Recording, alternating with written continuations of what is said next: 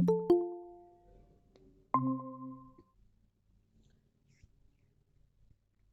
To six में unit 4 2 to 6 का unit 4 हमें करना है, ठीक है। जिसमें कि मैंने आपको बोला था कि एक इम्पॉर्टेंट क्वेश्चन है जो 10 मार्क्स में आ जाता है, प्रीवियस ईयर में भी रिपीटेड क्वेश्चन है, use of management technique in libraries and information centre. तो जितने भी 10 मैनेजमेंट टेक्निक्स के बारे में पूछते हैं वो, तो 10 मैनेजमेंट टेक्निक्स आपको टेबल 4.1 टेबल दे रखा है यूनिट 4 में, पेज नंबर 57 पे, ठीक है। तो इन 57 पेज पे आपको टेबल 4.1 मिल जाएगा, जिसमें use of management technique in libraries and information centre ऐसा लिखा हुआ है, जिसमें कि 10 मैनेजमेंट टेक्निक्स के बारे में आपको बता रखा है। तो आपको कॉलम 1 दिख रहा है जिसमें मैनेजमेंट टेक्निक्स लिखे हुए हैं, ठीक है।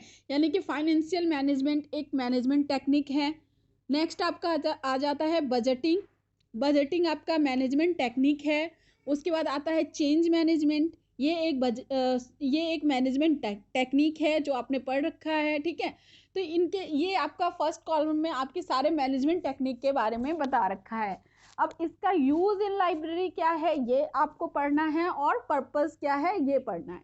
यानी कि आपको इसमें कंफ्यूज नहीं होना है कि टेबल है, टेबल समझ में नहीं आ रहा है, कितने करे क्या नहीं करे। जो टेक्निक आपको समझ में आ रहा है वो आप कर लो, 10 आपको करने ही करने हैं, क्योंकि रिपीटेड क्वेश्चन है, कोई श्योरिटी नहीं है रिपीट हो जाए, और रिपीट हो जाए तो इतनी इजी चीज हम जाने क्यों दे, क्योंकि इसमें एक एक लाइन लिखनी है, आपको यूज एंड पर्पस लिखना है। सारे टेक्निक्स के यूज एंड पर्पस आप लिखोगे, आपके आंसर्स कंप्लीट हो जाएंगे। तो इसको आपको लेट गो नहीं करना है, इसको आपको करना है, क्योंकि बहुत अच्छा ऑप्शन है, 10 मार्क्स में आता है।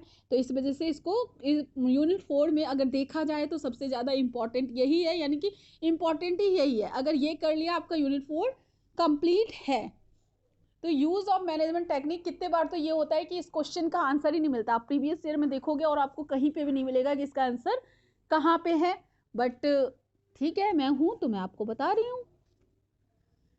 तो यहाँ पे आपका मैनेजमेंट टेक्निक में अगर आप पहला टेक्निक की बात कर रहे हैं तो वो है फाइनेंशियल मैनेजमेंट, ठीक है। तो फाइनेंशियल मैनेजमेंट क्या होता है, इसके बारे में क्या कौन सा टेक्निक क्या होता है ये मैं आपको बताती हूँ, और उसका यूज एंड पर्पस कहाँ,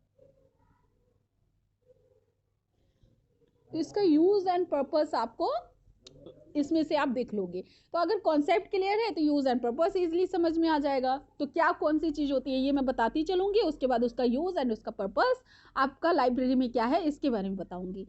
टेबल पे ध्यान, मतलब टेबल पे देखोगे तो टेबल के नजरिए से देखो, तो टेबल के नजरिए से देखना।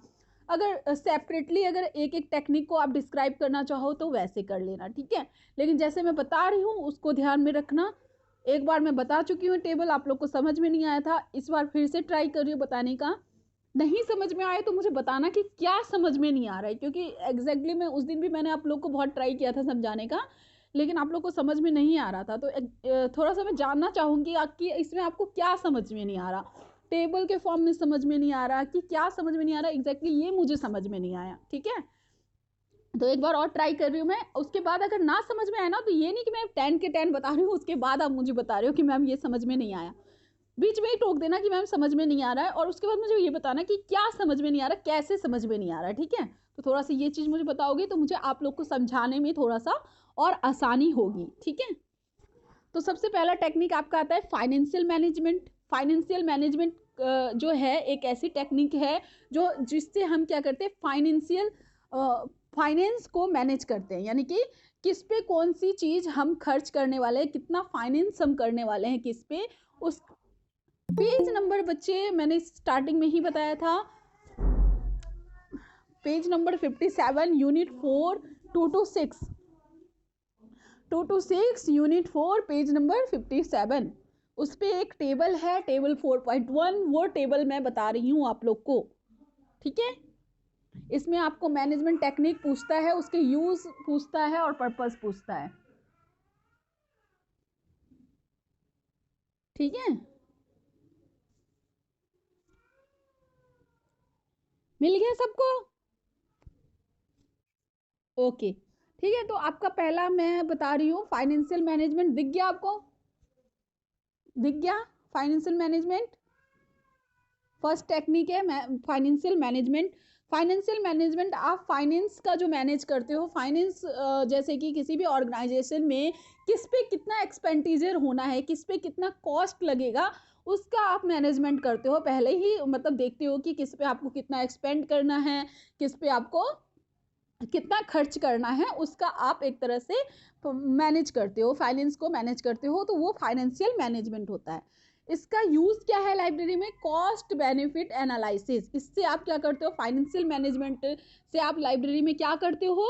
कॉस्ट बेनिफिट एनालिसिस, यानी कि किस पे कितना कॉस्ट लगाओगे उसका एनालिसिस आप करते हो। ठीक है, उसके बाद इसका पर्पस क्या है? Adequate finance for the need of the library. आपको एडिक्वेट फाइनेंस यानी कि आपको फाइनेंस के बारे में बताएगा कि किस आपको कितने फाइनेंस की नीड है लाइब्रेरी में, किस पे कितना लगाएगा ये आप देखोगे, और उससे आपको क्या पता चलेगा कि किस पे मतलब टोटल कितने फाइनेंस की हमें जरूरत पड़ने वाली है लाइब्रेरी में। ठीक है, तो ये आपका फर्स्ट हो गया टेक्निक।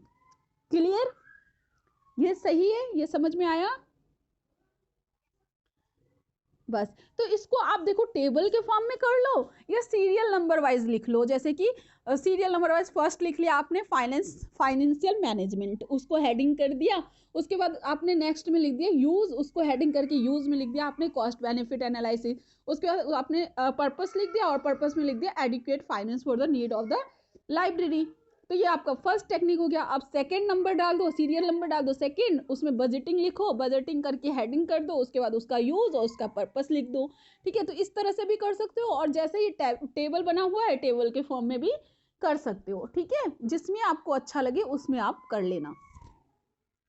उसके बाद सेकेंड टेक्निक आपकी आती है बजटिंग। ठीक है, तो मैं इजी आपको 10 समझा देती हूँ, उससे ज़्यादा आपको आएगा नहीं। ठीक है, तो उसके बाद आपका आता है बजटिंग। बजटिंग क्या होती है? बजट कर मतलब बजट बनाना। ठीक है, किसी जो भी आपका लाइब्रेरी में एक्सपेंडिचर होना है उनके बजट को बनाना। ठीक है, तो बजट को बनाने के ना आपका चैप्टर भी है, इसमें लास्ट में आएगा बजटिंग वाला चैप्टर, तो उसमें आप डिटेल में पढ़ोगे। ठीक है, तो बजटिंग आप बहुत तरीके से आप बजटिंग बनाते हो। बजटिंग करने का सिस्टम होता है, तो उस सिस्टम से आप क्या करते हो? बजटिंग करते हो अपना कितना लाइब्रेरी में कितना बजट जाना है, कितना सब कुछ जाना है, उसके बारे में आप पूरा मैनेज करते हो, तो वो क्या होता है? बजटिंग। ठीक है, तो बजटिंग का क्या होता है? Use in library. यहाँ पे आप देखो यूज में लिखा हुआ है PBBS and zero based budgeting. ये क्या है? टाइप है बजटिंग के, यानी कि आप इनको यूज करते हो लाइब्रेरी में, आपको ये दो चीज मिल जाती हैं। बजटिंग मैनेजमेंट से आप ये दो चीज सीखते हो जिसको आप लाइब्रेरी में यूज करते हो। तो PPBS क्या है? प्लानिंग प्रोग्रामिंग बजटिंग सिस्टम, और दूसरा आता है ZBB जीरो बेस्ड बजटिंग। तो ये सिस्टम है, इस सिस्टम से आप क्या करते हो? लाइब्रेरी में क्या करते हो? बजटिंग करते हो। ठीक है, तो इसको डिटेल में हम उस चैप्टर में पढ़ेंगे, बट यहाँ पे ये समझ लो कि ये टाइप है, बजटिंग के टाइप है, इस टाइप से आप क्या करते हो? बजटिंग करते हो। इसका पर्पस क्या होता है? आपको क्या होता है? आपके प्रिपेयरिंग परफॉर्मेंस ओरिएंटेड बजट, आपको यानी कि ये वाला मैंने बताया था प्लानिंग प्रोग्रामिंग बजटिंग सिस्टम, इसमें क्या होता है? परफॉर्मेंस के हिसाब से आप क्या करते हो? प्लान करते हो बजटिंग। जो आपका प्रोग्राम चल रहा है, प्लानिंग प्रोग्रामिंग यानी कि जितने प्रोग्राम हैं उनके हिसाब से आप बजट बनाते हो। और उसके बाद जीरो बेस्ड बजटिंग सिस्टम में क्या होता है? आप जो पिछला आपके पास बजट है उनको जीरो करके और उसके बाद नई बजट को बनाते हो। तो इस तरह से ये कुछ टाइप है बजटिंग के, जो कि आप इसको यूज करते हो लाइब्रेरी में, और उससे आपको बजटिंग करने में इजी होती है, लाइब्रेरी में बजट बनाने में आसानी होती है आपके लिए। ठीक है, समझ में आया? बताइए, समझ में आया बजटिंग? ठीक है, तो दो टेक्निक हमारे हो गए। थर्ड टेक्निक आप हम पढ़ते हैं change management. Change management easy है, आप लोग को पता है चेंज मैनेजमेंट क्या होता है, मैंने बताया था चैप्टर 2 में, यूनिट 2 में है ना change management, I think unit 2 में शायद मैंने, हाँ। तो ये चेंज मैनेजमेंट में मैंने बताया कि चेंज मैनेजमेंट क्या होता है, कि हमें अपने ऑर्गेनाइजेशन में चेंज के लिए हमेशा तैयार रहना चाहिए और चेंज करते रहना चाहिए। चेंज क्या होता है? कि जीवन का हिस्सा होता है। अगर हम जैसे हैं वैसे ही रहें तो हम पिछड़ जाएंगे। ठीक है, तो हमें चेंज करते रहना चाहिए। न्यू टेक्नोलॉजी आ रही है, न्यू सारी चीज़ें न्यू आ रही हैं, तो उन चीज़ों के हिसाब से मॉडर्नाइजेशन हो रहा है, तो इन चीज़ों के हिसाब से हमें भी चेंज करते रहना चाहिए, ठीक है। तो चेंज से आपका चेंज मैनेजमेंट से आपका क्या लाइब्रेरी में यूज़ है चेंज मैनेजमेंट का, तो चेंज मैनेजमेंट से आपके लाइब्रेरी में कंप्यूटराइजेशंस आ गई, ऑटोमेशंस आ गए, डिजिटाइजेशन हो गई, ठीक है। तो ये आपका क्या है, चेंज मैनेजमेंट का यूज़ है। उसके बाद क्या है, पर्पस इसका क्या है, for implementing need based change. जो आपका चेंज जो आपको चेंज की जरूरत पड़ रही है उसको आप इम्प्लीमेंट कर रहे हो।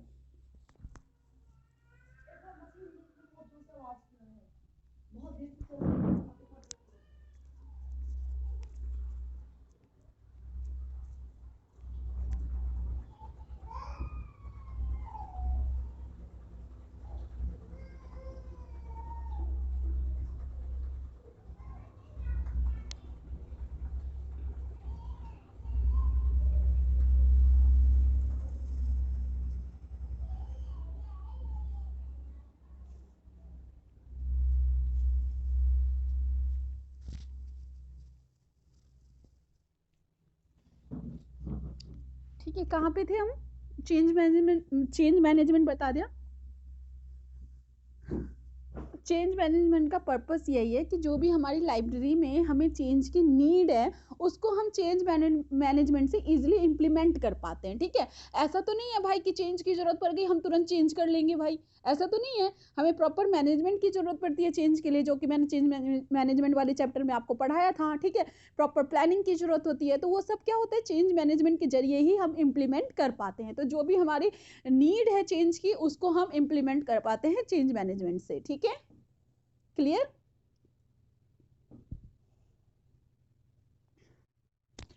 उसके बाद आता है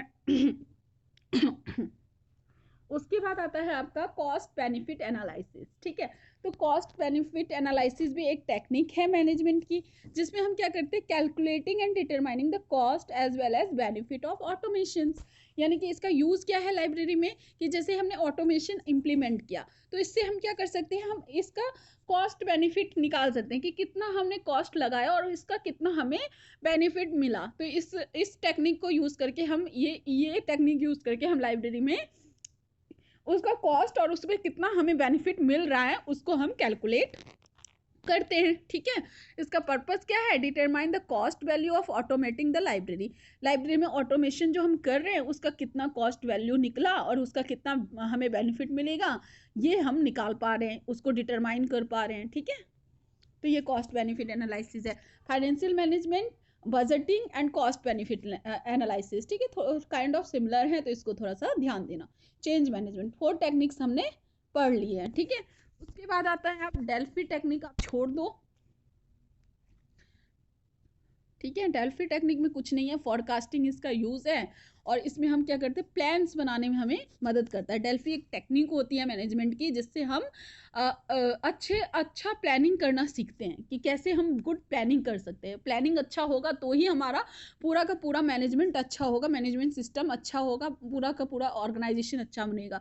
नहीं, प्लानिंग पे बहुत कुछ डिपेंड करता है। तो डेल्फी टेक्निक क्या है, प्लानिंग की एक टेक्निक है जिसमें हम की प्लानिंग बनाना सीखते हैं। बाकी देख लो, ह्यूमन रिलेशन एक टेक्निक है जिसमें हम रिलेशन जो होता है, ह्यूमन रिलेशन यानी कि ह्यूमन में रिलेशन यानी कि आपस में स्टाफ में रिलेशन, आपस में स्टाफ का यूजर से रिलेशन कैसा होगा वो हम इससे सीखते हैं, ठीक है।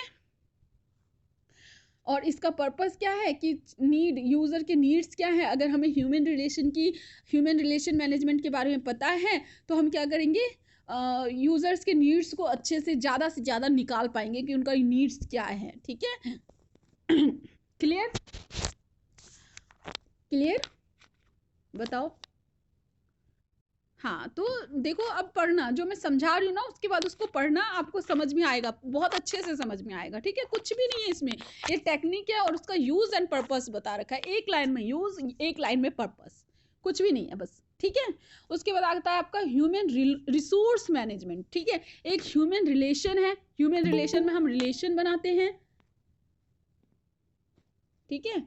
ह्यूमन रिलेशन में हम क्या करते हैं, रिलेशन यूजर और स्टाफ का कैसा रिलेशन होगा इसके बारे में सीखते हैं। और ह्यूमन रिसोर्स मैनेजमेंट में क्या करते हैं, हम अपने स्टाफ को मैनेज करते हैं, यानी कि स्टाफ का सिलेक्शन, उनके अपॉइंटमेंट, उनकी ट्रेनिंग, सब कुछ इसके अंदर हम सीखते हैं कि कैसे हम स्टाफिंग करेंगे, स्टाफिंग कैसे होगा बेसिकली, यानी कि स्टाफ का सिलेक्शन कैसे होगा, कौन से प्रोसेस से होगा, इंटरव्यू लेंगे, एग्जाम लेंगे, ठीक है, उसके बाद उनका अपॉइंटमेंट हम कैसे करेंगे, उसके बाद उनको जो ट्रेनिंग की जरूरत होगी वो ट्रेनिंग कैसे देंगे, ये सब हम ह्यूमन रिसोर्स मैनेजमेंट से सीख के अपने लाइब्रेरी में अप्लाई करते हैं, ठीक है। उसके बाद इसका पर्पस क्या है, good library service and relation with user. आपको क्या करेगा, आप अच्छी स्टाफिंग करोगे, अच्छी स्टाफ को रखोगे इस टेक्निक को यूज करके, तो आपको क्या होगा, लाइब्रेरी सर्विस अच्छी मिलेगी यूजर्स को, ठीक है, और रिलेशन भी अच्छे होंगे यूजर्स के साथ आपके लाइब्रेरी के, ठीक है। ये आपके टेक्निक हो गए, ये इतने टेक्निक आप, ये भी एक टेक्निक है। तो मेन आपको क्या करना है, मैनेजमेंट टेक्निक याद रखने हैं, और ये सारे फिर से आपको कहीं ना कहीं रिपीट होंगे, आगे आते चले जाएंगे, तो और ज़्यादा अच्छे से आपको ये क्लियर होते चले जाएंगे। लेकिन यहाँ पे आपको 10 टेक्निक्स याद रखने ही है, और उसका क्या यूज़ है, वो क्या होते हैं, ये बात पता होगा अगर आपको कि वो क्या होते हैं, तो आप यूज़ एंड पर्पस अपने आप भी बना लोगे, अगर बाई चांस भूल गए तो, ठीक है। उसके बाद आता है आपका job analysis, job evaluation, job description, ठीक है। तो इसका क्या यूज होता है लाइब्रेरी में, स्टाफ सिलेक्शन करने में, ठीक है, स्टाफ को मोटिवेशन करने में, उनको जॉब सेटिस्फैक्शन प्रोवाइड करने में, ठीक है, और उनके प्रोफेशनल डेवलपमेंट एंड कम्युनिकेशन के लिए ये हेल्पफुल होते हैं, ठीक है। उसके बाद आपका इसका पर्पस क्या होता है, competent and highly motivated staff. अगर आप इसको यूज़ कर रहे हो तो आप अपने लाइब्रेरी में अगर आप इन टेक्निक को यूज़ कर रहे हो, job analysis, evaluation and description, तो आप क्या कर रहे हो, अच्छे स्टाफ का सिलेक्शन कर पा रहे हो, ठीक है, उनको अच्छे से मोटिवेट कर पा रहे हो, उनको जॉब सेटिस्फेक्शन दे रहे हो, और उनको उनके प्रोफेशनल डेवलपमेंट के लिए काम कर रहे हो, उनको कम्युनिकेशन के लिए, उनको अच्छे से कम्युनिकेट करने के लिए भी उनके लिए काम करते हो, ठीक है। तो इतना करने के बाद आपको क्या पर्पस सर्व कर रहा है, इसका क्या पर्पस होना चाहिए, तो पर्पस यही होना चाहिए कि हमारे पास हाईली कॉम्पिटेंट, यानी कि ज़्यादा से ज़्यादा अच्छे से अच्छे स्टाफ मिले हमें, उनको मोटिवेट करेंगे अगर हम, तो अच्छे से अच्छे सर्विस हमको प्रोवाइड करेंगे, ठीक है, उनको अच्छा उनको जॉब सेटिस्फेक्शन देंगे, तो वो भी हमारे लिए और ज़्यादा अच्छे से सेटिस्फाइड ज़्यादा रहेंगे, तो लाइब्रेरी के लिए ज़्यादा अच्छे से काम करेंगे, ठीक है, उनका प्रोफेशनल डेवलपमेंट करेंगे, तो हमारी लाइब्रेरी के यूज़र्स के साथ उनका संबंध ज़्यादा से ज़्यादा अच्छा बनेगा। तो ये इसके पर्पस हो गए, ठीक है। उसके बाद आता है आपका एक टेक्निक है यहाँ पे, मैनेजमेंट बाय ऑब्जेक्टिव, या आप आगे भी पढ़ोगे, ठीक है। तो मैनेजमेंट बाय ऑब्जेक्टिव में होता है, इसका क्या यूज़ है लाइब्रेरी में, तो इसके जरिए हम क्या करते हैं, फॉर्मुलेशन एंड अचीविंग गोल्स, हम गोल्स को फॉर्मुलेट करना सीखते हैं, अपने ऑब्जेक्टिव को, अपने गोल को सेट करते हैं, और उसको अचीव करने के लिए काम करना स्टार्ट करते हैं। और इसका पर्पस क्या है, हेल्प इन अटेनिंग गोल्स। हमें क्या करता है, इस टेक्निक को सीखने से, इस मैनेजमेंट टेक्निक को यूज़ करने से हम अपने गोल्स को ईजिली मतलब अटेन कर सकते हैं, प्राप्त कर सकते हैं, ठीक है। अपने परफॉर्मेंस के इवेल्युएट कर सकते हैं कि हम कैसा परफॉर्मेंस दे रहे हैं, और स्टाफ का क्या पार्टिसिपेशन है, इन सब के बारे में हमको इस टेक्निक से पता चलता है। क्लियर इतना, बताओ इतने में किसी को कोई डाउट, सबको समझ में आया इतना,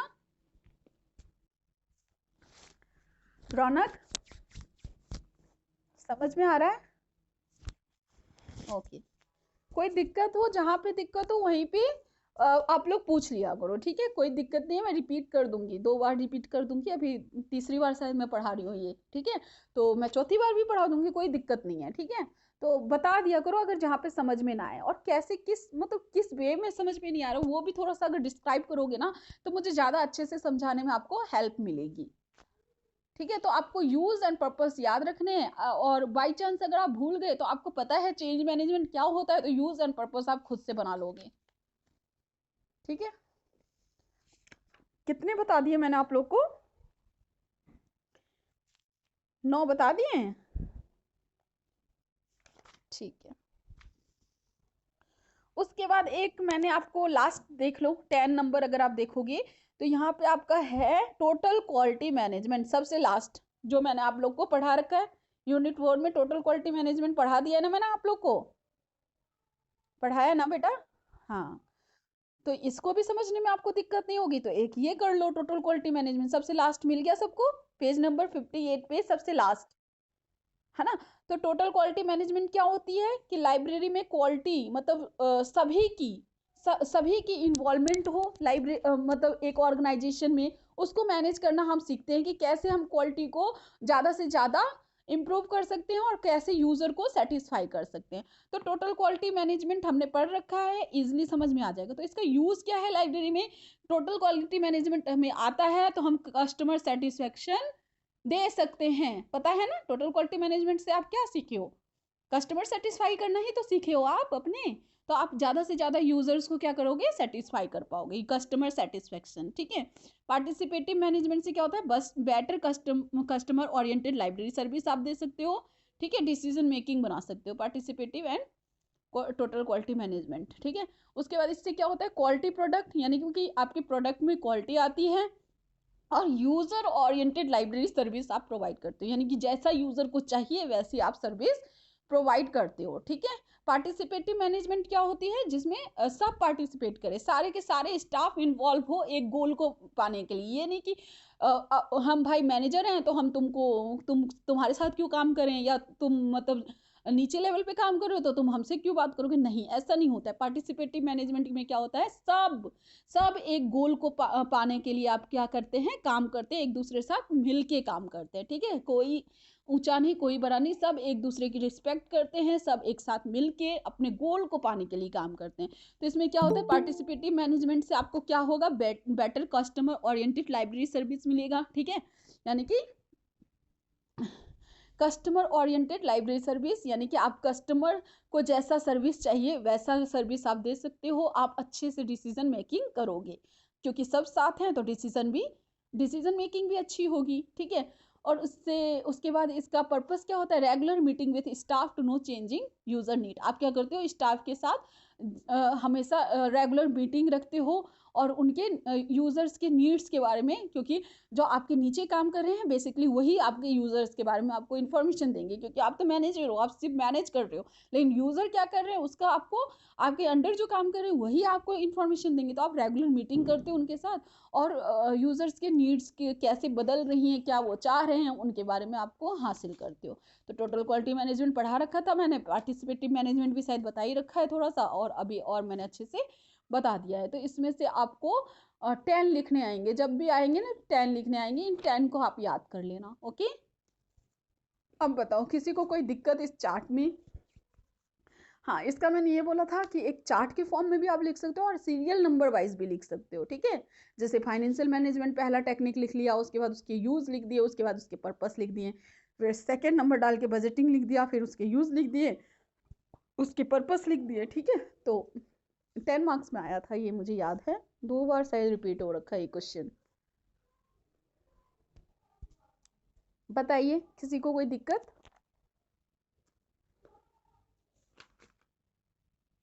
बताइए बच्चे। ठीक है। उसके बाद यहाँ पे है post Corp in libraries and information centre. अगर पोस्ट कॉर्प के बारे में किसी को याद हो, मैंने बता रखा है पोस्ट कॉर्प क्या होता है। ये फंक्शन होती हैं, मैनेजमेंट की फंक्शंस होती हैं। पी से पोस्ट कॉर्प मतलब होता है, पी से प्लानिंग, ओ से ऑर्गेनाइजिंग, एस से स्टाफिंग, डी से डायरेक्टिंग, सी ओ से कोऑर्डिनेटिंग, आर से रिपोर्टिंग एंड बी से बजटिंग। इनका पूछा है कि लाइब्रेरीज में क्या यूज़ है, तो इनके कॉन्सेप्ट आपको पता है लाइब्रेरी में क्या यूज़ है। लाइब्रेरी के लिए हम बेटर प्लानिंग, पी से प्लानिंग होता है, यानी कि लाइब्रेरी के लिए अच्छी प्लानिंग करेंगे, सब कुछ की प्लानिंग करेंगे, लाइब्रेरी बिल्डिंग कैसा होगा, उसके स्पेस कैसे होंगे, स्टाफ कैसे रखेंगे, प्रॉपर प्लानिंग कर पाएंगे। ठीक है। ऑर्गेनाइजिंग में हम क्या करेंगे, सब कुछ ऑर्गेनाइज करेंगे कि बिल्डिंग का स्ट्रक्चर क्या होगा, फ्रेमवर्क कैसे बनेगा, उन सबको मतलब स्टाफ कहाँ से ऑर्गेनाइज करेंगे, इन सब की हम प्रॉपर ऑर्गेनाइजिंग करेंगे। स्टाफिंग से क्या होगा, लाइब्रेरी में हम क्या करेंगे, प्रॉपर स्टाफ कैसे रखेंगे, उनको कैसे ट्रेन करेंगे, कौन से मेथड से, यानी कौन से उससे उनको हम रिक्रूटमेंट करेंगे, इन सब के बारे में हम स्टाफिंग में लाइब्रेरी का यूज़ करेंगे। ठीक है। उसके बाद डायरेक्टिंग आ रहा है, तो हम कैसे अपने स्टाफ एज अ मैनेजर कैसे स्टाफ को डायरेक्ट करेंगे, कैसे उनके साथ कम्युनिकेट करेंगे, कैसे उनके साथ बिहेव करेंगे, ये सब हम सीखते हैं। कोऑर्डिनेटिंग में एक दूसरे के साथ इंटर रिलेट होकर कोऑर्डिनेट करके काम करेंगे। रिपोर्टिंग में क्या होता है कि नीचे वाले जो लेवल के वो हैं वो क्या करेंगे, ऊपर वाले को रिपोर्ट करेंगे कि ये काम चल रहा है। बजटिंग में हम क्या करते हैं कि बजट तैयार करते हैं कि कोई किस पे कितना बजट लगेगा, किस पे कितना खर्चा आएगा, जो कि हम यूनिट 10 में पढ़ेंगे बजटिंग के बारे में डिटेल में, ठीक है। उसके बाद आता है आपका प्रिंसिपल। प्रिंसिपल का लाइब्रेरी में क्या यूज है? प्रिंसिपल मैंने 14 के 14 प्रिंसिपल आपको समझा रखे हैं। किसी को याद है 14 प्रिंसिपल? कोई मुझे बोल सकता है कि मुझे याद है मैम पूरे के पूरे 14? बताओ। पढ़ नहीं रहे हो बच्चे आप लोग? याद होनी चाहिए आप लोग को तो अभी तक ये फिंगर टिप्स पे, ठीक है। तो इनका आप लाइब्रेरी में कैसे यूज करोगे? तो मैंने जब समझाया था तो मैंने लाइब्रेरी के पर्पज से ही समझाया था आप लोग को, तो ये मुझे बताने की जरूरत है नहीं, ठीक है। 14 प्रिंसिपल होते हैं, याद रखना। डिवीजन ऑफ वर्क यानी कि सबको सब में काम बांटना चाहिए, किसी को ज़्यादा किसी को कम ऐसे नहीं देना चाहिए, सब में इक्वली काम बांट के काम करना चाहिए। अथॉरिटी एंड रिस्पॉन्सिबिलिटी, एक अथॉरिटी होनी चाहिए, एक रिस्पॉन्सिबिलिटी, मतलब एक अथॉरिटी होनी चाहिए हमारे पास कि मतलब कौन मतलब मैनेज कर रहा है, कौन ये कर रहा है, इन सब का। तो इनको आपको लाइब्रेरी के वे में लिखना है, जो कि मैंने आप लोगों को समझा रखा है, तो एक बार आप लोग देख लेना इसको, ठीक है। 14 के 14 याद रहने चाहिए, आ जाता है कई बार। अब यहाँ पे आता है रोल ऑफ लाइब्रेरी मैनेजर, ठीक है। ये कौन सा? अरे कौन सा है? रिम्यूनरेशन ऑफ पर्सनल्स, सेंट्रलाइजेशन, सब बता रखा है यार, ये तो बहुत इजी था। रिम्यूनरेशन ऑफ पर्सनल्स का मतलब होता है कि जो एम्प्लॉयज़ हैं उनके बेनिफिट के लिए आप कैसे काम करोगे, उनको कैसे अच्छे काम के लिए अच्छा पे करोगे, अच्छे काम के लिए रिवॉर्ड दोगे, इस तरह से। ये होता है रिम्यूनरेशन ऑफ पर्सनल्स, जो अच्छा काम करेगा उसको आप रिवॉर्ड्स दोगे, ठीक है। उसके बाद सेंट्रलाइजेशन का मतलब होता है कि libraries generally follow the principle of as there is a centralizations of authority, but as far large libraries are concerned, decentralization is also appropriate for the some smooth functioning. For example, the work like document selection should be decentralized, but ordering must be centralized to avoid unnecessary duplications acquisition, ठीक है। तो centralization का मतलब ये होता है कि जो आप सेंट्रलाइज बताया था मैंने, मैं खुद भूल गई अभी। नहीं नहीं नहीं, क्या क्या क्या?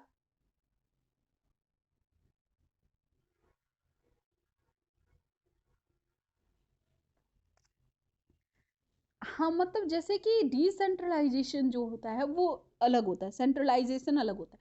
डिसेंट्रलाइजेशन में होता है कि सब मिलके काम कर सकते हैं, ठीक है। और सेंट्रलाइजेशन में ये होता है कि मतलब जैसे एक को अथॉरिटी, एक सेंट्रलाइजेशन होना चाहिए कि जैसे कि कोई एक काम कर रहा है, तो जैसे जैसे ऑर्डरिंग कर रहे हो आप, बुक का ऑर्डर कर रहे हो, तो ऑर्डर अगर, हाँ सही बोला कंचन, हाँ सेम, ठीक है। तो जैसे कि ऑर्डर आप बुक का कर रहे हो, तो ऐसा नहीं होगा जैसे कि आपने ऑर्डर कर दिया और कोई और भी ऑर्डर कर रहा है, तो क्या होगा कि हो सकता है कि जो आप ऑर्डर कर रहे हो उसी में दूसरा भी कोई ऑर्डर कर रहा है, तो एक ही बुक बार बार आ जाए, है ना। तो सेंट्रलाइजेशन एंड डिसेंट्रलाइजेशन का कॉन्सेप्ट होना चाहिए कि जैसे कि अगर ऑर्डरिंग वर्क है तो कोई एक ही करे, ठीक है। और लेकिन जैसे डिसेंट्रलाइज में है तो सब, आप बुक सिलेक्शन का काम है तो सब कर सकते हैं, ठीक है। जैसे कि आप भी बुक सिलेक्ट कर सकते हो, आपकी स्टाफ भी बुक सिलेक्ट कर सकते हैं कि हाँ हाँ ये बुक चाहिए। लेकिन जब ऑर्डर कर रहे हैं तो सेंट्रलाइजेशन का प्रोसेस होना चाहिए कि ठीक है, ये बुक इस इन इनका सिलेक्शन हो गया है, इनमें से मुझे कौन कौन सी बुक मंगानी है, वो एक इंसान ही करे, यानी कि मतलब दो चार कर रहे हैं, तो इससे क्या होगा, डुप्लीकेशंस हो सकते हैं। तो डुप्लीकेशंस को अवॉइड करने के लिए सेंट्रलाइजेशन होनी चाहिए, ठीक है। उसके बाद कौन सा बोला है? कौन सा? 14.14 एस्प्रिट द कॉर्प्स, इसके अंदर मैंने बताया था कि टीम वर्क यानी कि यूनिटी होनी चाहिए, ठीक है। सब टीम वर्क मतलब एक साथ सब काम करेंगे, ठीक है, टीम वर्क करेंगे। ये नहीं कि मतलब कोई अलग काम कर रहा है, कोई अलग काम कर रहा है, सब टीम वर्क करेंगे। जैसे कोई एक्वायरिंग में लग गया, कोई प्रोसेसिंग में लग गया, कोई ऑर्गेनाइजिंग में लग गया, एक टीम बना के, ठीक है, ये काम हम करेंगे, ठीक है। टीम वर्क होना चाहिए, यूनिटी होनी चाहिए, क्लियर? हाँ। और कोई डाउट? ठीक है। तो यहाँ पे रोल ऑफ लाइब्रेरी मैनेजर है, ये एक बार आप लोग पढ़ लेना, ये मुझे बताने की जरूरत नहीं है। मैनेजर जो होती है टॉप लेवल की मैनेजमेंट होती है, टॉप लेवल पे होती है, वहां से वो मैनेज करती है पूरे लाइब्रेरी को। तो देख लेना सारे के सारे जो डिपेंडेंस होती है इसी पे डिपेंड होते हैं, सारे सेक्शंस इन पे डिपेंड होते हैं। लाइब्रेरी कैसे चलेगी ये इन पे डिपेंड होती है। तो थोड़ा सा ये खुद भी बना के कर सकते हो, और एक बार अगर आप रीडिंग डाल लोगे तो आपको बनाने में ज्यादा आसानी हो जाएगी। क्लियर? कर लोगे ये चीज? और बताओ। पेज नंबर 65 पे, हाँ। Question number 4, what are the focused areas of management in the changing scenario? Okay, तो इसके अंदर ना आपको ये लिखना है, जो मैनेजमेंट है उसको बोला है कि कौन सा मतलब फोकस्ड एरिया क्या होना चाहिए इन इन चेंजिंग, यानी कि सिनेरियो क्या हो रही है, हमेशा चेंज हो रही है। सिनेरियो मतलब समझ रहे हो ना, सीन चेंज होती जा रही है लाइब्रेरीज की। तो इनमें जो है ना फोकस्ड एरिया मैनेजमेंट पे क्या होनी चाहिए, ये आप मैनेजमेंट वाला पढ़ोगे ना उसी में लिखा होगा ये। तो यहाँ पे देखो, यहाँ पे ये रहा यहाँ पे 63 पेज नंबर पे देखो, रोल ऑफ लाइब्रेरी मैनेजर, है ना। हाँ, तो यहाँ पे देखो, यहाँ पे लिखा है keeping this change in mind it becomes essential for the library manager to have expertise and focus on the following areas of management. इस पे हम चेंज मैनेजमेंट पे हमें ध्यान रखना है, चेंज मैनेजमेंट के बारे में हमें पूरी वो होनी चाहिए उसके बारे में। हाँ,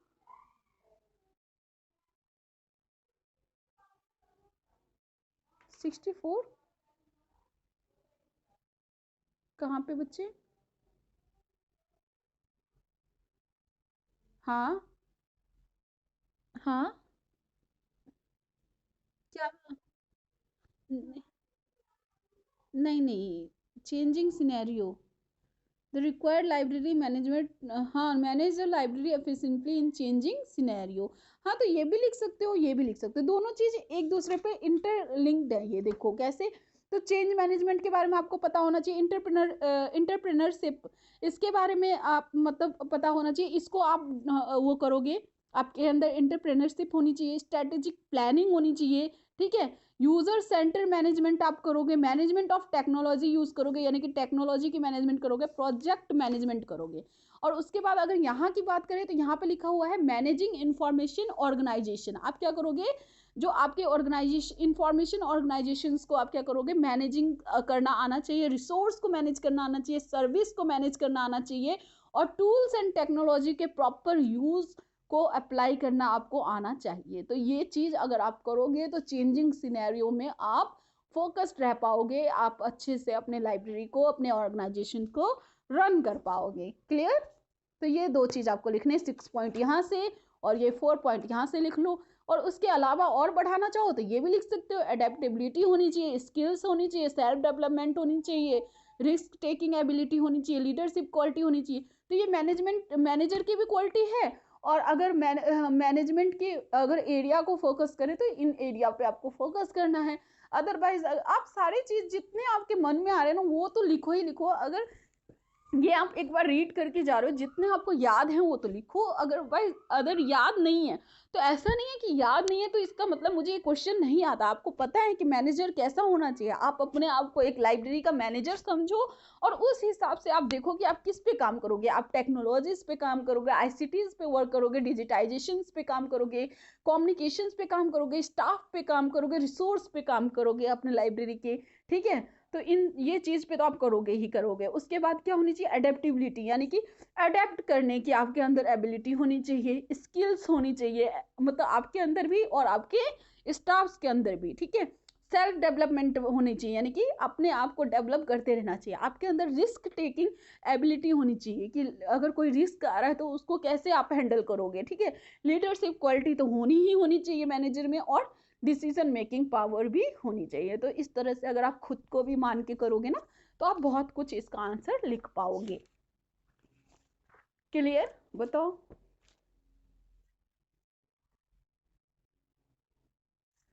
हम्म, किसको? हाँ हाँ, बिल्कुल बिल्कुल। देखो अगर आप कोई क्वेश्चन देख रहे हो, ठीक है, तो एक बात ये भी देखना, क्वेश्चन देख रहे हो तो आप पहले ये देखा करो, अगर आपको नहीं आता है वो क्वेश्चन, आपने फर्स्ट टाइम देखा है, तो पहले आप ये देखा करो कि क्या मैं इसको अपने लैंग्वेज में आंसर दे पाऊंगी। ठीक है, अगर आपको लग रहा है कि हाँ मैं इसको अपने लैंग्वेज में आंसर दे पाऊंगी, तो एक बार फिर उसको बुक से सिर्फ आपको रीड करने की जरूरत है। अगर आपने एक बार रीड कर लिया, तो जो आप खुद के लैंग्वेज में आंसर दे रहे हो उसको और टेक्निकल वे में आप आंसर उसको दे पाओगे।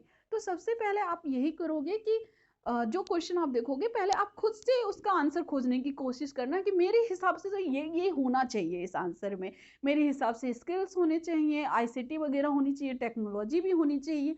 ठीक है, तो इस तरह से खुद से सोचा करो और उसके बाद आप देखा करो कि आपके आंसर आपके बुक के आंसर से कितना मैच कर रहे हैं।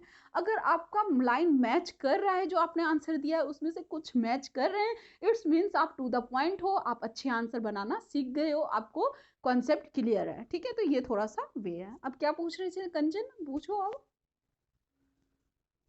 क्या पूछ रहे थे कंचन, कि किसको डिस्क्राइब कर सकते हैं।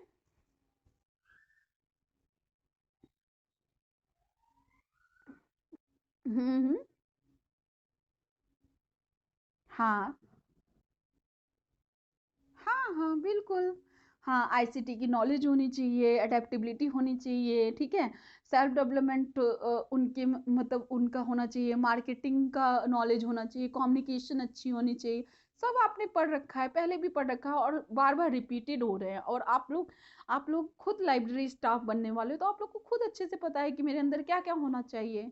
ठीक है, तो खुद से भी लिख सकते हो, ऐसा नहीं है कि बुक में जो लिखा है बिल्कुल आपको वही लर्न करना है और वही एग्जैक्ट लिखना है। तो आपका यूनिट 4 तो कंप्लीट हो गया अभी। बहुत इजी है, अगर 2 to 6 अगर आप देखो ना तो इंटरेस्टेड भी है और इजी सब्जेक्ट है बहुत ज़्यादा। अगर आप पढ़ोगे ना इसको तो आपको बहुत ज़्यादा इंटरेस्ट आएगा और आपको लगेगा कि यार मतलब बहुत कम समय में मेरा बहुत ज़्यादा होते चला जा रहा है। ठीक है, तो आपका अब 2 to 6 का ब्लॉक 2 स्टार्ट होगा, हाउस कीपिंग। ठीक है, तो अभी थोड़ा सा टाइम है, तो थोड़ा सा मैं हाउस कीपिंग के बारे में आप लोग को ऐसे ही बता देती हूँ, एक तरह से इंट्रोडक्शन टाइप। ठीक है, और कल स्टार्ट करेंगे फिर इसको। अभी इसमें से अगर किसी को कुछ पूछना है पहले से, तो उसमें से अगर पूछना चाहो तो पूछ लो, कोई भी यूनिट से, यूनिट 1 से लेके यूनिट 4 तक अगर कोई डाउट है तो उसमें से अगर कुछ पूछना चाह रहे हो तो पूछ लो।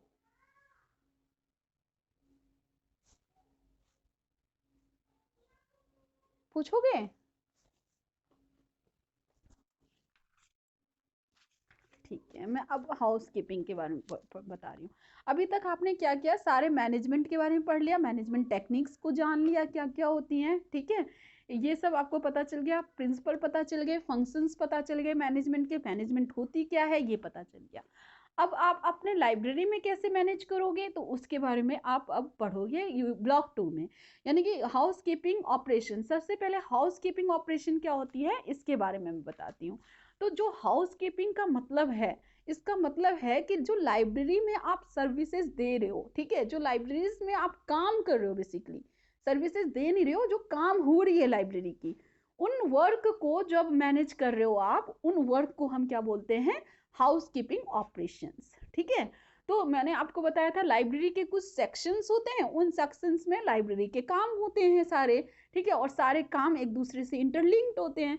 तो जैसे सबसे पहले हम क्या करते हैं लाइब्रेरी में, एक्विजिशन सेक्शन होता है, जिसमें हम एक्विजिशन का काम करते हैं। एक्विजिशन का मतलब बुक एक्वायर करते हैं, बुक खरीदते हैं, बुक की बिलिंग करते हैं, बुक को एक्सेशन नंबर प्रोवाइड करते हैं, यानी कि सारा जो खरीदने का काम होता है और उसको प्रोसेस करने का काम होता है, यानी कि बुक सिलेक्शन के बाद बुक को ऑर्डर करना, बुक को ऑर्डर करने के बाद बुक को एक्वायर करना, उसकी बिलिंग करना, बिलिंग को चेक करना, उन सबको चेक करना, उसके बाद एक्सेशन नंबर प्रोवाइड करना, एक्सेशन रजिस्टर में उसको लिखना, ये सारे एक्विजिशन सेक्शन में होता है और ये एक्विजिशन का काम होता है। ठीक है, एक्विजिशन सेक्शन में इतने काम होते हैं।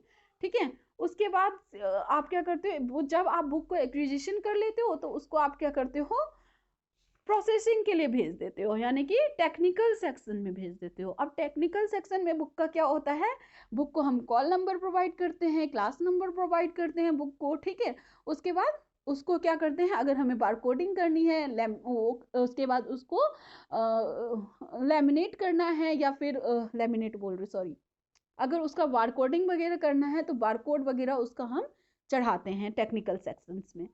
ठीक है, उसके बाद टेक्निकल सेक्शन में इतना होने के बाद उसको हम कैटलॉगिंग के लिए भेज देते हैं। उसके बाद उसमें टेक्निकल सेक्शन में आपका बेसिकली क्लासिफिकेशन एंड कैटलॉगिंग का काम होता है। उसके बाद बार कोडिंग, इन सब का काम टेक्निकल सेक्शंस में होता है। ठीक है, उसके बाद आपके काम आते हैं टेक्निकल कैटलॉगिंग हो गई। उसके बाद आप क्या करते हो, उसको स्टैक में भेज देते हो। जब आपकी कैटलॉगिंग हो गई, क्लासिफिकेशन हो गई, तो अब वो जाके सेल में अरेंज हो जाती हैं। ठीक है, अरेंज होने के बाद क्या होती है, यूजर्स आते हैं, कैटलॉग देखते हैं, क्योंकि कैटलॉग तो बन गई सारी बुक्स की, तो कैटलॉग भी अरेंज होगी। कैटलॉग देख के उन बुक को लेते हैं और उनको क्या करते हैं, इशू रिटर्न करवाने जाते हैं। तो इशू रिटर्न भी हमारा क्या है, काम है लाइब्रेरी का। तो इशू रिटर्न करवाने के लिए हम कहाँ पहुंचते हैं, सर्कुलेशन सेक्शन पे पहुंचते हैं। सर्कुलेशन सेक्शन पे क्या होती है, बुक की इशू एंड रिटर्निंग का काम होता है। बुक चाहिए तो आप सर्कुलेशन सेक्शन पे जाओगे, बुक इशू होगी, और सिमिलरली जब उसको वापस करना होता है यूजर्स को, तो सर्कुलेशन सेक्शन पे आते हैं और वहां पे वो रिटर्न करते हैं। ठीक है, तो ये सारे मैं काम बता रही हूँ कि क्या क्या हाउस कीपिंग के अंदर क्या क्या आते हैं, क्या क्या काम आ रहे हैं। ठीक है, उसके बाद जब वो इशू रिटर्न हो गई, तो इतने क्या है, इनके ये क्या है, काम है। ये सब क्या है, काम है, जो कि हम मैनेज करते हैं। हम टेक्नोलॉजी का यूज करते हैं, कैसे करते हैं, क्या करते हैं, ये सब हम सिर्फ इसमें हम सीखेंगे हाउस कीपिंग ऑपरेशंस में। ठीक है, कैसे हम बुक सेलेक्ट करेंगे, कैसे हम उसको एक्वायर करेंगे, कैसे हम खरीदेंगे, कैसे हम प्रोसेस करेंगे, ये सारी चीज़ें हम अब पढ़ेंगे यूनिट 5 से। ठीक है, तो थोड़ा सा मैंने इंट्रोडक्शन दे दिया आप लोग को। अब आप लोग पढ़ लोगे, आप लोग को समझ में अच्छे से आने लगेगा। इतना समझ में आया, इन काम के बारे में समझ में आया, बताओ। हाँ, तो इन्हीं के बारे में पढ़ेंगे। तो हाउस कीपिंग ऑपरेशंस का मतलब यही है कि जो लाइब्रेरी के काम है ना, उनके बारे में, उसी को हाउस कीपिंग ऑपरेशंस बोलते हैं। ठीक है, क्या करें अब, एंड करें, क्योंकि अभी स्टार्ट करने का तो कोई फायदा नहीं है इसको, तो कल स्टार्ट करते हैं फिर इसको।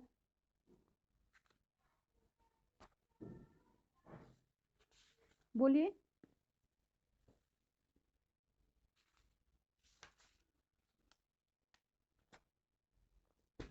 बहुत इजी इजी कॉन्सेप्ट है, कुछ भी नहीं है। 2 to 6 में तो कुछ भी नहीं है। मेरे से पढ़ लोगे, एक बार रीड कर लोगे ना, तो बस आपका क्लियर है ये। बताओ, और किसी को कोई डाउट कुछ पूछना है तो पूछ लो, क्योंकि स्टार्ट तो अभी नहीं करूंगी मैं। बोलिए। कंचन, कुछ पूछना है बच्चे, पूछ लो।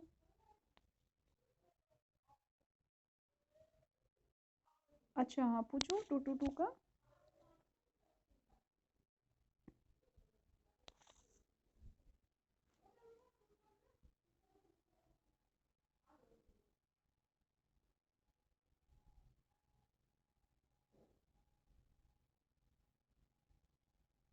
चंदा नहीं है आज क्लास में।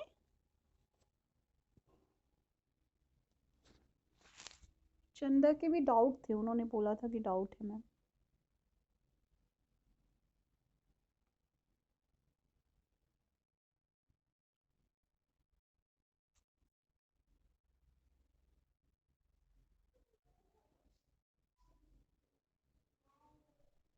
क्या क्या, फिर से करो।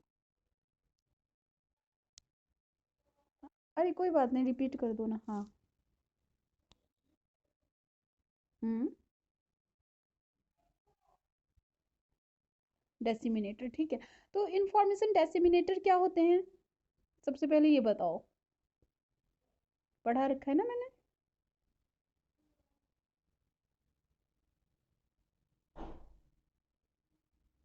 याद है कंचन?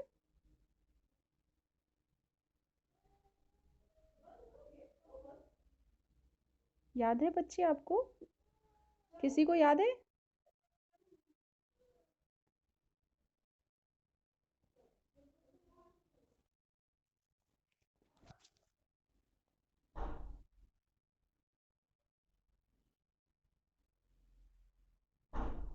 हाँ बिल्कुल बिल्कुल, ठीक है।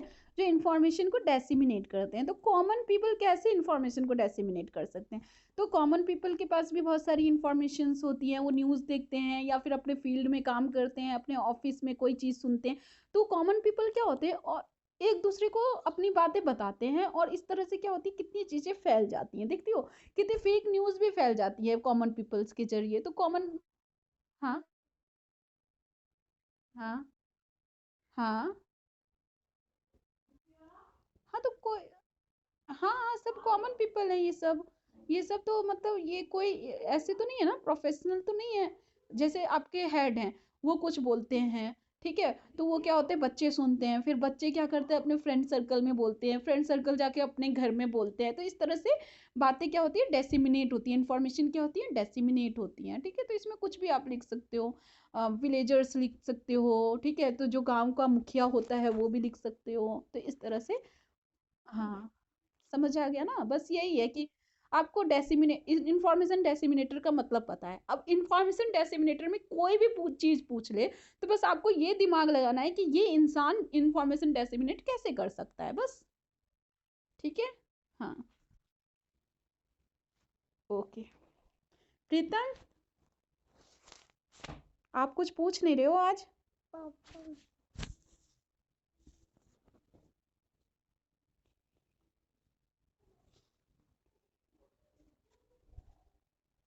लगता है प्रीतम क्लास में भी नहीं है। तो बोल क्यों नहीं रहे हो? अच्छा, मुझे लगा शादी की नींद पूरी कर रहे हो।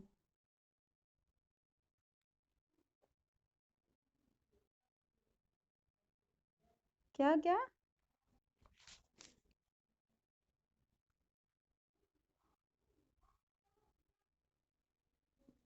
अच्छा, इसको भेजना मुझे, ठीक है। एक बार फिर से मेंशन कर देना, मैं नज़र दे दूंगी, ठीक है। एक्चुअली ये होता है ना कि टाइम निकालती हूँ, उसके बाद टाइम ही नहीं मिलता है। आप लोग ने कितने बार बोला, सब ने, आपने बोला और दो तीन लोग ने और बोला कि मैम पीडीएफ भेज दो, पीडीएफ भेज दो। उसके बाद मैंने अभी भेजा, तो थोड़ा सा बिजी शेड्यूल हो जाता है मेरा भी। तो इस वजह से थोड़ा सा ध्यान नहीं दे पाती हूँ, ठीक है। तो थोड़ा एक दो बार मेंशन अगर करोगे ना मुझे कि मैम देखो देखो देखो, तो फिर मैं देखती हूँ, ठीक है। बता दिया मैंने आप लोग को सीक्रेट, ठीक है। पीडीएफ सबको मिल गया? हाँ बोलो।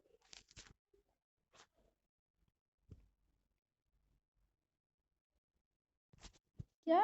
Y advertisement and why what, question क्या है? हम्म।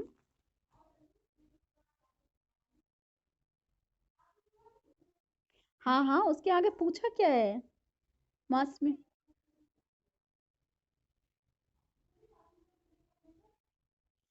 अच्छा अच्छा, advertisement is integral part of mass media, यानी कि मास मीडिया का जो है एडवर्टाइजमेंट जो है एक पार्ट कैसे है, एडवर्टीजमेंट जो है वो मास मीडिया के एक पार्ट कैसे है? मास मीडिया क्या होता है सबसे पहले, ये बताओ। पता है मास मीडिया? मास मीडिया ऐसी मीडिया जिससे हम क्या करते हैं, एक बहुत सारे पीपल्स को, बहुत ज्यादा मास में, मतलब मास समझ रहे हो, बहुत मतलब बहुत लार्ज ग्रुप ऑफ पीपल्स को हम मैसेज दे पाते हैं, ठीक है, ऐसी मीडिया, ठीक है। तो मास मीडिया जो है एडवर्टाइजमेंट कैसे उसका पार्ट है, तो हम जब एडवर्टीजमेंट डाल रहे हैं तो वो क्या हो रहा है, मास मीडिया एक एक बहुत लार्ज ग्रुप को वो जा रही है एडवर्टीजमेंट, ठीक है। तो एडवर्टीजमेंट भी क्या है, एक मास मीडिया का ही एक इंटीग्रल पार्ट है, क्योंकि एडवर्टाइजमेंट से हम क्या कर रहे हैं, एक ग्रुप को हम एक अपना मैसेज दे रहे हैं, अपने प्रोडक्ट के बारे में बता रहे हैं, ठीक है। तो उससे क्या होता है, बहुत लार्ज ग्रुप हमारे प्रोडक्ट के बारे में जानती है और उनको खरीदती है, या फिर उस पर इम्पैक्ट पड़ता है उसका, ठीक है। तो कभी आपने देखा है कि जब भी एडवर्टीजमेंट हम करते हैं तो कभी भी ऐसा नहीं बोलते हैं भाई हमारा ही प्रोडक्ट बेस्ट है, आपको ये ले लो, ये इसकी 100% गारंटी है, कभी ऐसा नहीं बोला जाता है। हमेशा आप देखते हो, जैसे कि एक एग्जांपल अगर मैं दूं, एक निरमा का आता है या पता नहीं कौन से वॉशिंग पाउडर का आता है, पहले इस्तेमाल करें हाँ फिर विश्वास करें, है ना। तो मतलब वो क्या बोल रहा है, देखो कैसे उसका, देखो मास मीडिया मतलब ग्रुप ऑफ पीपल को वो कर रहा है, आपको इंफॉर्मेशन दे रहा है, लार्ज ग्रुप मतलब बहुत सारे लोग उसमें आते हैं, बहुत सारे एजुकेटेड लोग हैं, बहुत सारे ऐसे लोग हैं, सबको वो अपना मैसेज दे रहे हैं। तो उनका तरीका देखो, अगर वो बोल देंगे 100% मेरा प्रोडक्ट बेस्ट है, तो हो सकता है कोई उन पे केस भी कर दे, लेकिन वो आपको बोल रहे हैं कि पहले इस्तेमाल करें फिर विश्वास करें। भाई हमारा प्रोडक्ट तो बेस्ट है ही, लेकिन पहले आप इस्तेमाल करो फिर विश्वास करो, ठीक है। तो उनका टैगलाइन ही ये है, अगर बाई चांस कोई उन पे केस करता है तो वो पहले बोल देंगे हमने तो पहले ही बोला था कि पहले इस्तेमाल कर लो फिर विश्वास करो, प्रोडक्ट अच्छा है कि बुरा है ना। और एक और आता है पेंटीन का, अगर आपने देखा होगा तो पेंटीन का भी कुछ इसी तरह से बोलता है। मुझ पे, हाँ ऐश्वर्या राय बोलती है शायद, मुझ पे भरोसा नहीं करो खुद इस्तेमाल करके देखो, कुछ ऐसा बोलती है ऐसे।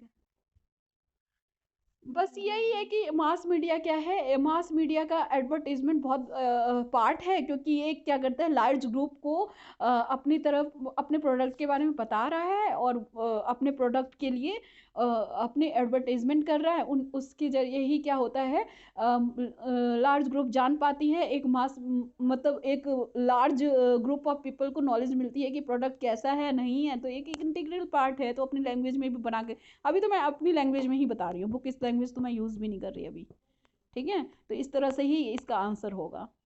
बाकी ये है किसका क्वेश्चन, 2 to 2 का है, 2 to 2 का है ये। ओके, तो मास मीडिया पढ़ना, आप मास मीडिया का जो टॉपिक है उसमें पढ़ना, उसी में लिखा होगा कहीं पे ये एडवर्टीजमेंट वाला, ठीक है। और फिर भी समझ में नहीं आए तो मुझे पेज नंबर बताना। हाँ तो फिर मैं बताऊँ। हाँ हाँ, बस बस यही है, ठीक है। तो और कोई डाउट?